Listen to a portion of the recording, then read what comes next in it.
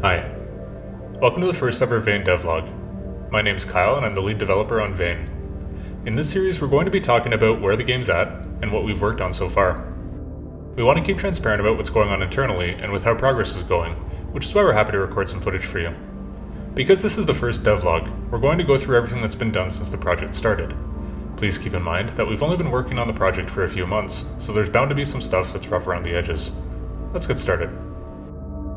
If you're not familiar with Vane, it's a multiplayer or single-player open-world zombie apocalypse survival game. Unlike most survival games though, we're trying to keep a focus on interactions, discoveries, stories, and the world, over combat and hardcore immersion. We feel the most memorable parts of gaming, for us at least, have been those small but special moments of discovery, and we want to develop Vane with that in mind. Our biggest influence is Project Zomboid. It's a great game and you should try it if you haven't yet. Vane was originally a Garry's Mod game mode I wrote in 2013. At the time I wanted to make a 3D version of Project Zomboid, but I didn't know enough about game development to do anything independent from modding. It's been 9 years since then and I think at this point we're ready to make it a reality. We know that survival games have a reputation for being rushed, overpromised, and underdelivered. With that in mind, we've decided to give Vane away for free until it's something we'd pay money for. Nobody likes to feel cheated when they buy a game, and we're no different. We figure that when we have fun playing Vane with each other, we'll put it on Steam. Until then, enjoy it. At the time of this recording, we're still working on the first release, but it'll be released at vane.gg as soon as we think it's good to go. We want to use the time between now and an eventual release to get as much feedback as possible. We'll be releasing the game as frequently as we're comfortable doing. In this way, we can quickly iterate on the game and figure out what features work and what features don't. That way, with your help, we don't waste time perfecting boring or unfun features. We can just build stuff that you guys actually want. We've been working on this for free and have bootstrapped the game out of our own pocket. If you'd like to help out, the best thing you could do would be to share this video with anyone you know who might be interested. The more feedback, the better. So enough with the intro, let's get into the current state of Vane. One of the most important parts of open world games is the location. So, welcome to Champlain Valley. Located in upstate New York, we've decided on this location because of its high seasonality, semi-rural population, and proximity to many natural features. We're starting the game in a small town called Redford. Redford is sparsely populated, with not much to do in real life, which makes it a perfect setting for a zombie apocalypse. While the rest of the map is built out, we're going to be using Redford as our test area, where we try out new features and experiment. We think that if playing in a small town isn't fun, then just adding more areas without figuring out why the gameplay's bad definitely won't be fun. In the near future, we're going to be adding more of the surrounding area. The map is currently set to border on the east with Lake Champlain, and on the north with the Canadian border into Quebec. We have a lot of ground to cover, but we think we can do it. We intend to feature multiple maps in the far future, once Champlain Valley is done. Think about how different, for example, a zombie apocalypse would appear in upstate New York versus in the Nevada desert. Even if you have a solid map, it means nothing when it comes to long-term gameplay. The world of Vane has a dynamic sky, time, and weather system all built in. Seasons currently implemented change and affect the weather. The air gets cooler at night and snow falls in the wintertime. Rain will make your character wet and depending on the time of year, could cause hypothermia. As time progresses in Vane, you will find it harder to find preserved food and weapons. We are planning on accommodating timescales of in-game decades, so we advise you to work on your crafting, hunting, and cooking skills early on. We've developed Vane with multiplayer from the ground up. It's important to us that Vane doesn't frustrate you with impossibly laggy movement, physics, or enemies. We've optimized the multiplayer as much as is reasonable in this alpha state. Multiplayer currently only has a chat system, with VoIP soon to come. Also, the server browser doesn't do anything yet. However, you can connect to friends with the built-in console if you want. We're going to add instructions on how to do this with the first release. The first thing you see when entering the game is character creation. We currently allow you to customize your character from basic facial and body features, all the way to their hair, eye, and skin color. We also let you select tag stats, which influence what your character is good at when just starting out. In the future, you'll also be able to select occupations, which affect your starting skills and loadout. Occupations may have special perks attached which can help your character. Your character has a set of stats that level up with actions you do in the world. Getting more agile means training by running, which in turn increases your speed and decreases how tired your character gets from movement. Getting stronger means lifting weights, which allow you to carry more items. Getting better at driving requires you to drive. Stats are meant to affect the world of Vane in a very broad and deep manner, changing up the gameplay. Every 25 levels you receive a special bonus perk, which will help you survive the world that much easier. For example, attaining driving level 25 will allow you to drift your car, and attaining cooking level 75 allows you to use rotten ingredients in recipes. We think that changing gameplay like this should be pretty refreshing. In the apocalypse, death, illness, and injury play a very real threat to your character. That said, we find in most survival games, medical systems are unwieldy and complex. We've opted for a hybrid approach. All characters have a health amount similar to a standard first-person shooter. This slowly regenerates over time. On top of that, characters have conditions which negatively or positively affect their character's capabilities. Getting unlucky in a zombie attack can cause a laceration which will bleed, causing damage to you, until you bandage yourself. Be sure to disinfect the wound or you risk infecting it. We wanted to alleviate the confusion between items that sometimes happens in other survival games, so we show you exactly what items you need to heal yourself and what items might treat your problems. In the world of Vane, you can be poisoned, your bones can break, you can be in excruciating pain, you can be high on crack cocaine, you can be thirsty, you can be hungry, you can get wet from swimming, you can eat erectile dysfunction medication, and you can be caffeinated. In any zombie apocalypse game, the zombies are one of the most important aspects. After all, the genre is named after them.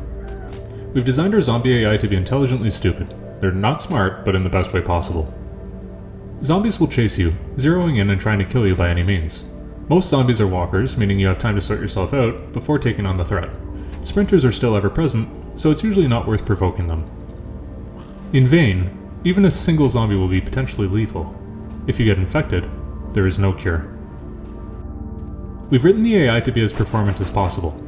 We've done some stress testing on our zombie AI, and while it's not supernaturally good, we think you'll enjoy the good frame rates and smooth animations.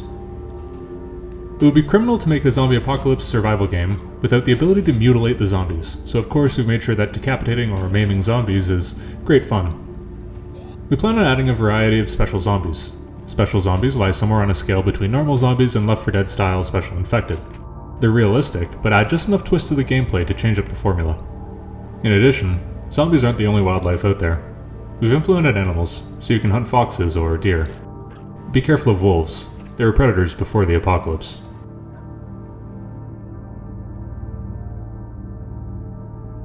Any electricity, heating, or water systems in Vane are wired into an interconnected network controlled by switches, transformers, junction boxes, and the like. The system is well optimized and doesn't cost any performance whatsoever, but lets you control and manipulate the entire resource supply, from the plant all the way to your home. If you want to disable power to a house or two, maybe to rob the inhabitants or disable a security system, you can disable the power junction box outside the house with a little bit of skill. Or, in the opposite direction, if the power plant is melted down, you can supply your own power with generators or solar panels. The system is flexible, and we're pleased to say that the connection system is fully implemented already. Right now, it's just a simple switch, but we'll expand on the system after some basics are in. Survival games and inventories go hand in hand. Looting is a staple of the apocalypse. We've designed a simpler, list-based inventory in contrast to the more common 2D grid-based inventories in survival games. The reasoning for this is simple. In Vane, you're probably going to be carrying more items than your average survival game due to our crafting systems, and a list-based inventory makes this easier. To limit inventory space, items have weight, and as you carry more, your character slows down. Think of it like a smoothly scaling over encumbrance from Bethesda games. Containers in the world spawn loot in an intelligent manner. So far we have over 500 items and over 100 different types of containers, each painstakingly customized by hand, so big shout out to our lead level designer Azzy for that. Those numbers will only go up as we add stuff to the game. Some items, like cooked food or scavenged crafted weapons, won't be found by searching any containers. Use stoves or workbenches to craft upgraded, special, and valuable items that have different effects on you based on your skills. Right now, you can discover recipes by combining ingredients on a stove and seeing what comes out. Eventually, you'll be able to discover recipes by reading cookbooks as well. Defending yourself in the post-apocalypse, of course, involves application of force. How that occurs is up to you. If you have no weapons, you can use your fists to knock some sense into your assailant. Hopefully your strength stat is sufficient. Otherwise, you can always use improvised melee weapons. In Vane, we want to give you the ability to do whatever you think is right in the situation. That means that equipping, throwing, or stabbing a zombie using tin cans, avocados, whisks, or butter knives is never out of the question. If you're in trouble though, we don't recommend it. We want combat to feel natural, so right after you're done cooking dinner on the stove, you can pick up the cast iron pan you cooked it in, equip it, and use it to teach home invaders some manners.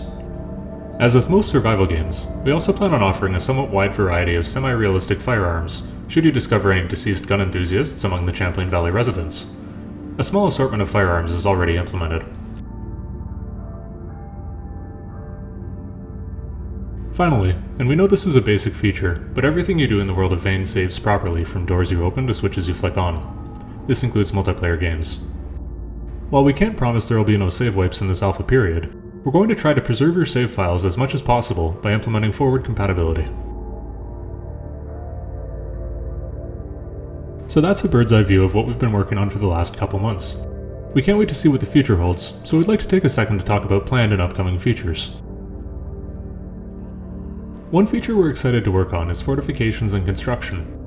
You'll be able to reinforce and secure houses and buildings you claim, from blocking windows to installing enhanced deadbolts or locks on doors. Places you claim will also have a maintenance cost, which prevents other players from joining your game, disconnecting, and sitting idle on a property that they've claimed. We're also excited to work on human AI. Raiders and other hostile NPC survivors will roam the world looking to survive themselves.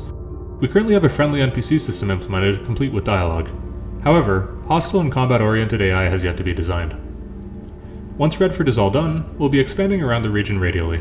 Redford is centrally located in our map, so it makes sense to expand outwards from there. We also have plans for the far future. Many of these have yet to be designed, but we're including them in this devlog just to give you an idea of where we're heading. One feature set we want in is deeper multiplayer support. VoIP, radios, broadcast radios, radio stations, and cell phones are just some of the systems that we want to get established. We want friendly NPCs and NPC settlements, where you can take on quests, trade with the locals, and develop plotlines. You may have noticed Vane has a lot of RPG features. We definitely want to provide a lot of role-playing functionality as well as proper characters in the storyline. Fishing, farming, and hunting are going to play prominent roles, especially as time passes and the world decays. There's a lot of content yet to be designed. Most stats right now aren't wired up, for example, and can't be leveled. We're constantly working towards getting the existing features fleshed out. This includes stats, more conditions, more recipes, more crafting blueprints, and more items. We do plan on adding hard drugs to Vane. Female characters have been implemented, but we have temporarily cut them because there were too many technical issues. We want to get women in Vane ASAP. Vehicles will play a prominent role in transport between the various towns in the Champlain Valley. You'll be able to drive them, of course, but also perform repairs and upgrade them to function better in the post-apocalypse. Finally, and maybe most importantly, we want to work on the game's performance. This isn't really a feature, but I'm personally getting anywhere between 40 FPS and 140 FPS on an AMD 5700 XT on ultra settings, and 100 FPS to 200 FPS on low. I want to make sure that everyone can run Vane at very high frame rates, and that means bringing those numbers up.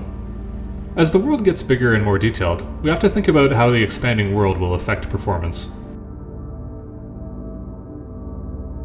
So that about wraps it up for this devlog. I hope you enjoyed the taste of Vane in this video.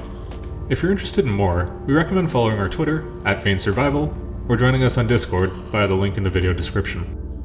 We post different stuff on each platform, so it's a good idea to do both. Don't forget to like this video and subscribe if you're interested in more Vane news. We never post spam, and we'll pretty much only be posting videos like this one for the near future. Right now we're working on Vane for free, and it's completely self-funded. We've turned down some donations in the past because we don't think the game deserves it yet. While we appreciate the support, the best way to support us is to share this video to anyone that might be interested in a new, experimental indie survival game. The more feedback we get, the better, especially at an early stage like this. Vane is going to be free for a while we polish it and add some necessary features. We're not sure when we're going to release the first version, but we're hoping it'll be out within the next few weeks on Vane.gg. If you want to contact us about anything, the best way is through ramjetstudios.com. The links for those are going to be in the description. Thanks for watching, and we'll see you next time.